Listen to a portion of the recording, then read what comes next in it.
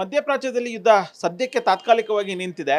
ಒಂದ್ ಕಡೆ ಚಿನ್ನದ ಬೆಲೆಯಲ್ಲಿ ಸಾಕಷ್ಟು ಕಡಿಮೆ ಆಗ್ತದೆ, ಮತ್ತೊಂದು ಕಡೆಗಳಲ್ಲಿ ಇಲ್ಲ ಇದು ಹೂಡಿಕೆ ಮಾಡಲಿಕ್ಕೆ ಸೂಕ್ತವಾದಂತಹ ಸಮಯ ಅನ್ನುವಂಥ ಒಂದು ಅಭಿಪ್ರಾಯ ತಜ್ಞರು ವ್ಯಕ್ತಪಡಿಸಿದ್ದಾರೆ.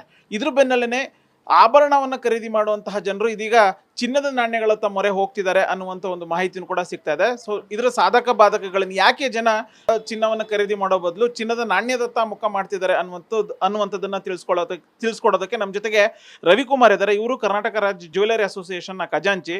ಸರ್, ಯಾವ ಒಂದು ಕಾರಣಕ್ಕೆ ಈಗ ಆಭರಣ ಚಿನ್ನವನ್ನು ಖರೀದಿ ಮಾಡೋ ಬದಲು ಚಿನ್ನದ ನಾಣ್ಯವನ್ನು ಖರೀದಿ ಮಾಡ್ತಿದ್ದಾರೆ ಅಂತ? ನೋಡಿ, ಇವಾಗ ಈ ಸಮಯದಲ್ಲಿ ಯಾರಿಗೂ ಅನ್ಎಕ್ಸ್ಪೆಕ್ಟೆಡ್ ಇದು ಬೆಲೆ ಕಮ್ಮಿ ಆಗತ್ತೆ ಅಂತ. ಸಡನ್ ಆಗಿ ಈ ಥರ ಬೆಲೆ ಕಮ್ಮಿ ಆಯಿತು.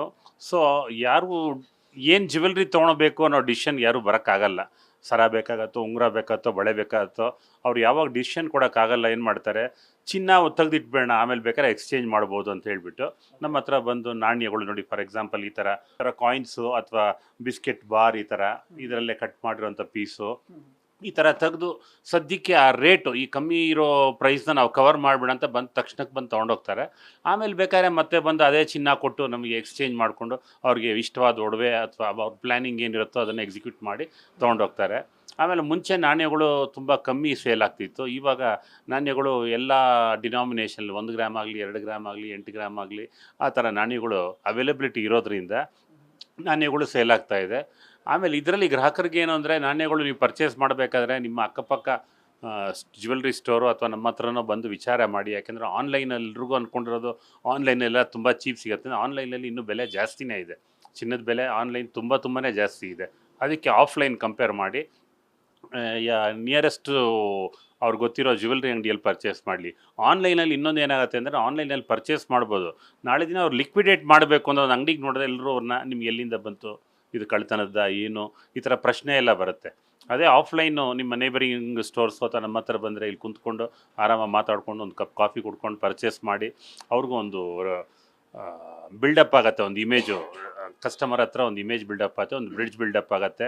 ನಮಗೂ ಇವ್ರು ಗೊತ್ತಿರೋ ಕಸ್ಟಮರ್ ಅಂತ ಗೊತ್ತಾಗುತ್ತೆ. ಕಸ್ಟಮರ್ ನಾಳೆ ದಿನ ಬಂದು ಅವ್ರು ಮಾರಬೇಕು ಅಂದರೂ ನಮಗೂ ಯಾವ ಥರ ಅವ್ರ ಮೇಲೆ ಅನುಮಾನ. ಪ್ರಶ್ನೆ ಏನು ಅಂದರೆ, ಇದುವರೆಗೂ ಬಂದು ರೆಡಿಯಾದಂಥ ಒಂದು ಆಭರಣವನ್ನು ತಗೊಂಡು ಹೋಗ್ತಾ ಇದ್ರು, ಈಗ ನಾಣ್ಯ ತಗೊಂಡು ಹೋಗ್ತಿದ್ದಾರೆ. ಸೊ ಸೇಲ್ ವಿಚಾರದಲ್ಲಿ ಎಷ್ಟು % ಇನ್ಕ್ರೀಸ್ ಆಗಿದೆ ನಾಣ್ಯವನ್ನು ಖರೀದಿ ಮಾಡುವಂಥ ವಿಚಾರ ಅಂತ? ಹೆಚ್ಚು ಕಮ್ಮಿ ಹೇಳಬೇಕು ಅಂದರೆ, ಮುಂಚೆ ನಾಣ್ಯ ಯಾರು ಪರ್ಚೇಸೇ ಮಾಡ್ತಾ ಇಲ್ಲ, ಏನು ಒಡವೆ ಬೇಕೋ ಅದನ್ನೇ ಮಾಡ್ತಾಯಿದ್ರು. ಸುಮಾರು ಈ ಗೋಲ್ಡ್ ಪ್ರೈಸ್ ಆವತ್ತಿಂದ ಕೆಳಗೆ ಮೇಲೆ ಬಂದಾಗ ಪ್ರತಿಯೊಬ್ಬರು ಚಿನ್ನ ತೆಗಿಬೇಕು ಅಂತ.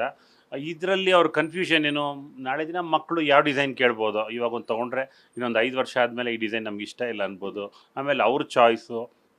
ತುಂಬ ಜನ ಹೆಣ್ಮಕ್ಳು ಹೊರಗಡೆ ಓದ್ತಿರ್ತಾರೆ, ಅವ್ರಿಗೆ ಅದು ಇಷ್ಟ ಆಗುತ್ತೋ ಇಲ್ಲೋ ಅಂತ ಗೊತ್ತಾಗಲ್ಲ. ಅದಕ್ಕೇನು ಮಾಡ್ತಾರೆ, ನಾಣ್ಯಗಳೇ ಪರ್ಚೇಸ್ ಮಾಡ್ತಾರೆ. ಸುಮಾರು ಈ ವರ್ಷದಲ್ಲೇ ನಾವು ನಾಣ್ಯಗಳು ಡಿಮ್ಯಾಂಡು ಮೋರ್ ದೆನ್ 300% ನೋಡಿದ್ದೀವಿ ನಾವು. ಮುಂಚೆ ಯಾರು ಕೇಳಿದಿರೋರು ಕೂಡ ಬಂದು ನಾಣ್ಯನೇ ಕೇಳ್ತಾ ಇದ್ದಾರೆ. ಸೊ ಈ ರೀತಿಯಾದಂಥ ಒಂದು ಸಿಚುವೇಶನ್ ಕಂಟಿನ್ಯೂ ಆಗುತ್ತಾ ಸರ್? ಯಾಕೆಂದರೆ ಯುದ್ಧ ತಾತ್ಕಾಲಿಕವಾಗಿ ಬ್ರೇಕ್ ಬಿದ್ದಿರುವಂಥದ್ದು.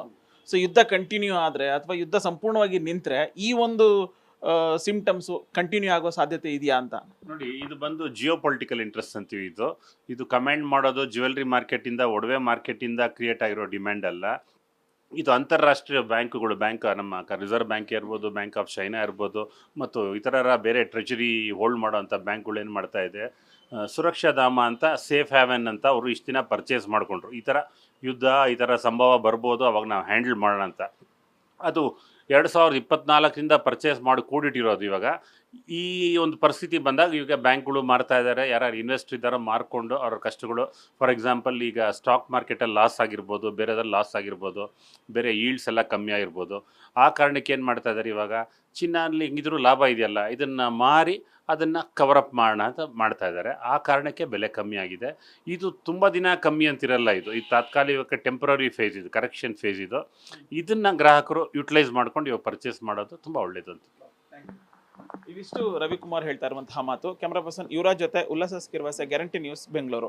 ನಿಮ್ಮೂರಿನಿಂದ ವಿಶ್ವ ಮಟ್ಟದವರೆಗೆ ರಾಜಕೀಯ, ಸಿನಿಮಾ, ಸ್ಪೋರ್ಟ್ಸ್ ಯಾವ ಸುದ್ದಿಯೂ ಮಿಸ್ ಆಗಲ್ಲ. ಬರೀ ಸುದ್ದಿ ಅಷ್ಟೇ ಅಲ್ಲ, ಜೊತೆಯಲ್ಲೇ ಇರುತ್ತೆ ವಿಶ್ಲೇಷಣೆ. ಗ್ಯಾರಂಟಿ ನ್ಯೂಸ್ ನ ಸಬ್ಸ್ಕ್ರೈಬ್ ಮಾಡಿ, ಫಾಲೋ ಮಾಡಿ, ಕ್ಷಣ ಕ್ಷಣದ ಅಪ್ಡೇಟ್ಸ್ ಪಡೆಯಿರಿ.